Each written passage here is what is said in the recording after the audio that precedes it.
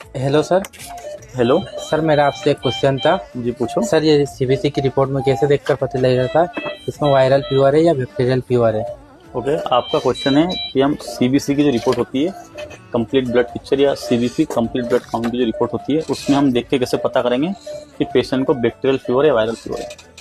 तो सिंपल सी चीज़ें, आपको उसमें दो तीन चीज़ें देखना होती है। एक आपको टीएलसी काउंट देखने हैं। अगर पेशेंट के TLC count, total leucocyte count, अगर पेशेंट को ल्यूकोसाइटोसिस है, मतलब जो टीएलसी काउंट है, डब्ल्यूबीसी काउंट है, अगर वो मोर देन 11,000 है, 11,000 से ज़्यादा है, तो पेशेंट को बैक्टीरियल फीवर सोचना है आपको। डब्ल्यूबीसी काउंट 11,000 से ज़्यादा है तो बैक्टीरियल फीवर सोचना है। अगर पेशेंट का डब्ल्यूबीसी काउंट कम है, अगर पेशेंट को ल्यूकोपीनिया है, ल्यूकोपीनिया में क्या होगा, पेशेंट का डब्ल्यूबीसी काउंट 4,000 से कम होंगे।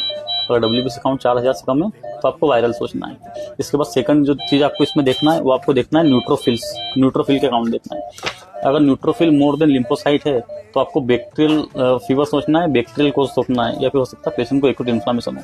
अगर हम बात करें वायरल की, तो वायरल में भी जो है कि न्यूट्रोफिल लिम्फोसाइट से ज़्यादा हो सकते हैं। तो आपको पहले टीएलसी देखना है। उसके बाद सेकंड चीज़ जो इसमें होता है वो होता है न्यूट्रोफिल। जो न्यूट्रोफिल काउंट होते हैं, एक्यूट इन्फ्लामेशन, एक्यूट इन्फेक्शन बहुत ज़्यादा बढ़ते हैं। अगर कोई चीज़ एक्यूट हो उस कंडीशन में बढ़ते हैं। अगर हम लिम्फोसाइट की बात करें, तो जो लिम्फोसाइट काउंट होते हैं, जो कोई क्रोनिक बीमारी हो पेशेंट को, उसके अंदर बढ़ते हैं। जैसे क्रोनिक डिजीज हो, टीबी हो, फंगल इन्फेक्शन हो, एचआईवी का इन्फेक्शन हो पेशेंट को, तो उस कंडीशन में पेशेंट के लिम्फोसाइट काउंट बढ़ते हैं। इसके बाद सेकंड चीज आती है प्लेटलेट्स। अगर पेशेंट को थ्रोम्बोसाइटोपिनिया हो, थ्रोम्बोसाइटोपिनिया का मतलब होता है प्लेटलेट का कम होना।